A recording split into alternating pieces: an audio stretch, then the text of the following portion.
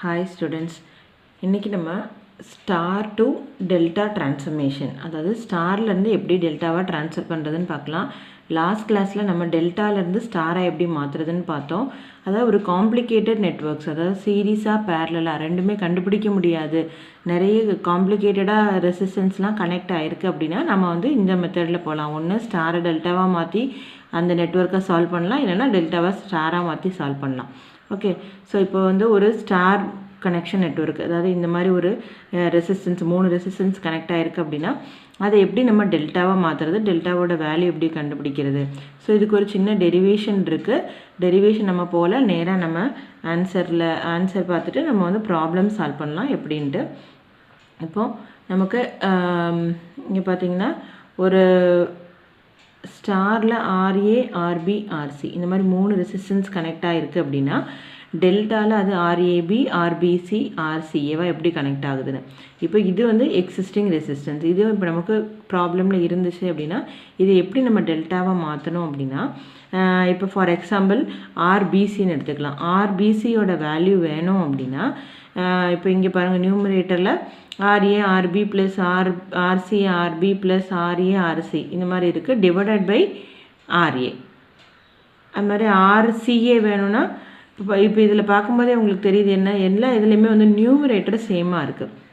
அப்போ நியூமரேட்டர் அப்படிங்கிறது என்னென்னா sum of the product of 2 resistance in star.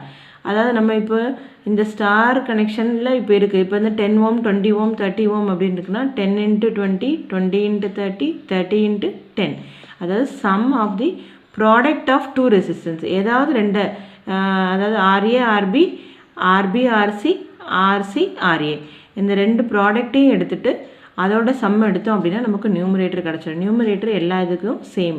நம்ம வந்து ஆல்ரெடி பார்த்தோம் டெல்டா டு ஸ்டார் கன்வர்ஷனில் என்னது, எல்லாத்துக்கும் டினாமினேட்டர் சேமாக இருக்கும், நியூமரேட்டர் என்ன போடணுங்கிறத நம்ம பார்க்கணும். இப்போ வந்து இதில் வந்து நியூமரேட்டர் சேமாக இருக்கும், அப்போ டினாமினேட்டர் என்ன போடணும் அப்படின்னா இப்போ இந்த ஆர்பிசி அப்படின்னு வந்துச்சு அப்படின்னா இதில் டிவைடட் பை இதோட ஆப்போசிட்டில் உள்ள ரெசிஸ்டன்ஸ். இந்த ஸ்டார் கனெக்ஷன் ஸ்டாரில் உள்ள ஆப்போசிட் ரெசிஸ்டன்ஸ் தான் இதில் டினாமினேட்டராக வரும். ஓகே, இப்போ அடுத்தது பார்க்கலாம் ஆர்சிஏ. இப்போ இந்த ஆர்சிஏ எடுத்துக்கலாம். ஆர்சிஏ எடுக்கும்போது என்ன வரணும், நியூமரேட்டராக இது ரெண்டோட ப்ராடக்ட் ப்ளஸ் அடுத்த ரெண்டோட ப்ராடக்ட் ப்ளஸ் அடுத்த ரெண்டோட ப்ராடக்ட், அதாவது product of sum of the product of 2 resistance in star connection RA RB RB RC plus RC RA. Okay, numerator same. இப்போ ஆர்சிஏ அப்படிங்கிறதுனால ஆர்சிஏ இங்கே இருக்குது ஆர்சிஏங்கிறதுனால இதோட ஆப்போசிட்டில், இதோட ஜஸ்ட் ஆப்போசிட் பிரான்ச்சில் உள்ள ஆப்போசிட்டில் உள்ள ஸ்டாரோட ரெசிஸ்டன்ஸ் என்னன்னு பார்க்கணும், divided by RB. Okay, so இப்போ அடுத்து ஆர்ஏபி வந்து பார்த்திங்கன்னா உங்களுக்கு நல்லா தெரியும். ஆர்ஏபி வேணும்னா இதோட ப்ராடக்ட் எல்லாம் எடுத்துகிட்டு ஆர்ஏபி வேணும்னா நமக்கு வந்து ஆர்ஏபிக்கு ஆப்போசிட்டில் உள்ளது ஆர்சி, அப்போ நம்ம டிவைடட் பை ஆர்சின்னு எழுதிடலாம். நம்ம எப்படி இதை ஞாபகம் வச்சுக்கிறதுனா அதான் sum of the product of 2 resistance in star, அதாவது ஆர்ஏஆர்பி ஆர்சிஆர்பி ப்ளஸ் ஆர்ஏஆர்சி அதெல்லாம் ப்ராடக்ட் பண்ணி அதோட சம் எடுத்துகிட்டு நியூமரேட்டர் அது எல்லா இதுக்கும் same, divided by opposite arm of the star resistance. அதாவது இப்போ எந்த ரெசிஸ்டன்ஸ் நமக்கு வேணுமோ டெல்டாவில் அதோட ஆப்போசிட் ஸ்டாரில் என்ன வேல்யூ இருக்கோ அந்த வேல்யூ தான் நமக்கு வந்து டினாமினேட்டரில் வரும். ஓகே, இப்போ வந்து நம்ம ஒரு எக்ஸாம்பிள் ப்ராப்ளம் பார்க்கலாம். ஓகே, ப்ராப்ளம் பார்க்கலாம். Find the effective resistance between P and Q. இப்போ வந்து ஒரு சர்க்கியூட் கொடுத்துருக்காங்க. இப்போ இந்த சர்க்கியூட் பார்த்தாலே உங்களுக்கு தெரியும் ஒரு மாதிரி கனெக்ட் ஆகிருக்கு, அதாவது எது சீரீஸ் எது பேரலல் நம்மளால் கண்டுபிடிக்க முடியாது, எங்கெங்கேயோ வந்து கனெக்ட் ஆகிருக்கு. அப்போ வந்து நம்ம என்ன பண்ணலான்னா இது வந்து ஏதாவது ஒரு கன்வர்ஷன் மெத்தடில் மாற்றிட்டு நம்ம சால்வ் பண்ண முடியுதான்னு பார்க்கலாம். இப்போ வந்து நான் என்ன பண்ண போகிறேன்னா இப்போ வந்து ஒரு ஸ்டார், நம்ம இப்போ ஒரு ஸ்டார் டு டெல்டா கன்வர்ஷன் எடுக்கிறதுனால ஆக்சுவலி இதில் ஒரு டெல்டாவும் இருக்குது, ஆனால் நம்ம இப்போ வந்து ஒரு ஸ்டாரை நம்ம எப்படி டெல்டாவாக மாற்றுறதுன்னு பார்க்கலாம். இப்போ ஸ்டாருங்கிறது என்ன, இப்போ இந்த ஒரு பாயிண்டில் மூணு ரெசிஸ்டன்ஸ் கனெக்ட் ஆகிருக்கனால நான் இதை வந்து ஒரு ஸ்டாருன்னு எடுக்கிறேன். இந்த ஸ்டாரை நம்ம எப்படி டெல்டாவாக மாற்ற போகிறோன்னு பார்க்கலாம். இப்போ இதே சர்க்கியூட்டு நம்ம வந்து வேறு ஒன்றுமே மாற்றாமல் ரெப்ரசன்டேஷன் மாத்திரம் நமக்கு ஈஸியாக பார்க்குறதுக்கு அண்டர்ஸ்டாண்ட் பண்ணுறதுக்கு ஈஸியாக இருக்கிற மாதிரி ஒன்று வரைஞ்சிக்கலாம். இப்போ இந்த சர்க்கியூட்டு பாருங்கள், இந்த ஸ்டாரில் என்னென்ன ரெசிஸ்டன்ஸ் இருக்குது, 10 20 40 இந்த 10 20 40 இந்த மாதிரி வரைஞ்சிக்கிட்டாச்சு, ஸ்டாராக வரைஞ்சிட்டாச்சு. இப்போ பேலன்ஸ் உள்ள ரெசிஸ்டன்ஸை எக்ஸிஸ்டிங் ரெசிஸ்டன்ஸ் இதை நம்ம மாற்ற போகிறது இல்லை, ஏன்னா ஸ்டாரை தான் நம்ம டெல்டாவை மாற்ற போகிறோம். ஸோ பேலன்ஸ் ரெசிஸ்டன்ஸ் நம்ம அப்படியே போட்டுக்கலாம். இந்த 35 எதுக்கு கனெக்ட் ஆகிருக்குன்னு பாருங்கள். 35 ஒரு எண்டு 10 கூடயும் இன்னொரு எண்டு 20 கூடயும் கனெக்ட் ஆகிருக்கு. அப்போ ஒரு எண்டு 10 கூடயும் இன்னொரு எண்டு 20 கூடயும் கனெக்ட் ஆகிருக்கு. அப்போ நம்ம வந்து இதில் எப்படி வரைஞ்சிக்கலாமா, அதாவது 35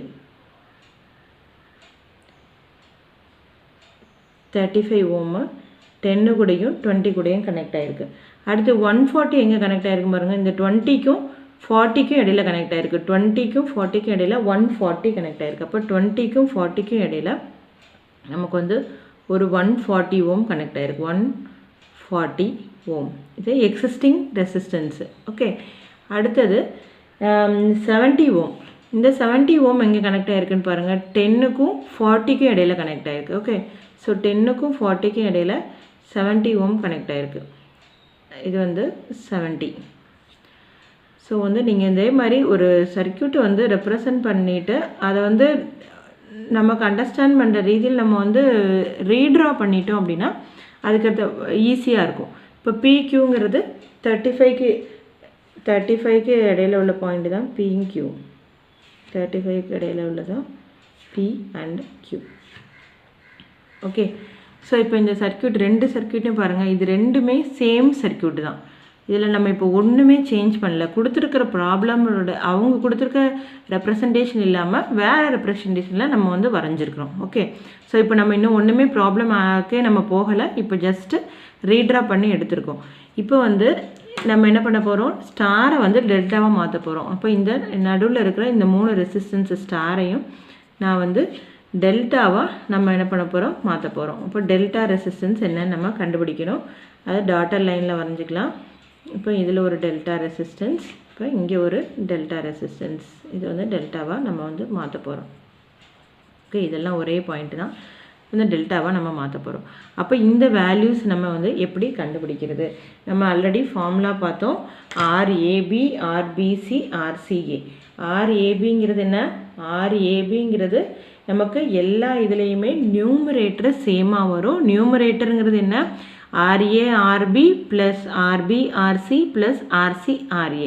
அதாவது ரெண்டு ரெசிஸ்டன்ஸாக மல்டிப்ளை பண்ணி அதையெல்லாம் சம் பண்ணால் நமக்கு நியூமரேட்டர் கிடச்சிரும். ஓகே, ஸோ அப்போ என்ன வரும் நியூமரேட்டர், 10 × 20 ப்ளஸ் 20 × 40 20 × 40 ப்ளஸ் 40 × 10. ஓகே, எல்லா இதுக்கும் நியூமரேட்டர் நமக்கு சேம் டிவைடட் பை இப்போ RABங்கிறது நான் இந்த ரெசிஸ்டன்ஸ் எடுக்கன்னு வச்சுக்கோங்க. திஸ் இஸ் RABன்னு நான் எடுத்துக்கிறேன். RABன்னா அப்போ இந்த ரெசிஸ்டன்ஸோட வேல்யூ வேணும்னா எனக்கு ஆப்போசிட்டில் என்ன வரணும், ஆப்போசிட்டில் நமக்கு வந்து 40 வரணும். ஓகே, RAB எடுக்கணும் ரெசிஸ்டன்ஸ்னால் ஆப்போசிட்டில் நமக்கு வந்து 40 வரணும். அப்போ 40னா டிவைடட் பை 40 இங்கே. பிகாஸ் நமக்கு டெல்டாவின்ற ஒரு ரெசிஸ்டன்ஸ் வேணும்னா டினாமினேட்டரில் ஆப்போசிட்டில் உள்ள ஸ்டாரோட ரெசிஸ்டன்ஸ் தான் போடுறோம் 40. ஓகே, அப்போ அதோட ஆன்சர் என்ன அப்படின்னா, இதோட ஆன்சர் என்ன 35 ஓம். அதே இது RAB RBCயில் numerator already same 10 × 20 plus 20 × 40 plus 40 × 10. Okay, so divided by இப்போ RBCன்னு இதை எடுக்கிறோம் அப்படின்னா இதோட வேல்யூ என்ன, RBCனா இதோட ஆப்போசிட்டில் உள்ள ரெசிஸ்டன்ஸ் என்னது 20 ஓம் டிவைடட் பை 20. அப்போ அதோட ஆன்சர் என்ன வருது 70 ஓம். ஓகே, ஸோ அடுத்தது RCAங்கிறது அகெயின் நியூமரேட்டர் நமக்கு சேம், ஏன்னா இது வந்து ஸ்டார் டு டெல்டாவில் நியூமரேட்டர் சேம் டிவைடட் பை RBCயோட ஆப்போசிட் பிரான்ச்சில் உள்ள ஸ்டார் ரெசிஸ்டன்ஸ். அப்போ இதுதான் நமக்கு RCAவோட ஆப்போசிட் பிரான்ச்சில் உள்ள ஸ்டார் ரெசிஸ்டன்ஸ் என்னது 10. அப்போ 10ங்கிறதுக்கு ஆன்சர் என்ன வருது நமக்கு 140 ஓம். ஓகே, ஸோ அப்போது நமக்கு என்னென்ன ஆன்சர் கிடச்சிருக்கு, இப்போது இந்த ரெசிஸ்டன்ஸோட வேல்யூ கிடச்சாச்சு. இதோட வேல்யூ என்ன 35 இப்போ இந்த ரெசிஸ்டன்ஸோட வேல்யூ கிடச்சாச்சு, அதோட வேல்யூ என்ன 70. இந்த ரெசிஸ்டன்ஸோட வேல்யூ கிடச்சாச்சு, அதோட வேல்யூ என்ன 140 ஓம். ஓகே, ஸோ இப்போ நம்ம ஸ்டாரை டெல்டாவை மாற்றியாச்சு. அப்போ இனி அடுத்த ட்ராயிங் வரைக்கும் நமக்கு வந்து ஸ்டார் வேண்டாம். ஸ்டார் இல்லாமல் இந்த டெல்டா வேல்யூவும் எக்ஸிஸ்டிங் ரெசிஸ்டன்ஸோட வேல்யூ மட்டும் திருப்பி நம்ம ஒரு தடவை ரீட்ரா பண்ணிவிட்டு அதுக்கப்புறம் அது சீரீஸாக பேரலான்னு நம்ம வந்து சர்க்யூட்டை ரெடியூஸ் பண்ணி ஆன்சர் என்னன்னு கண்டுபிடிக்கலாம். பாருங்கள், இப்போ நம்ம ரீட்ரா பண்ணியிருக்கோம்.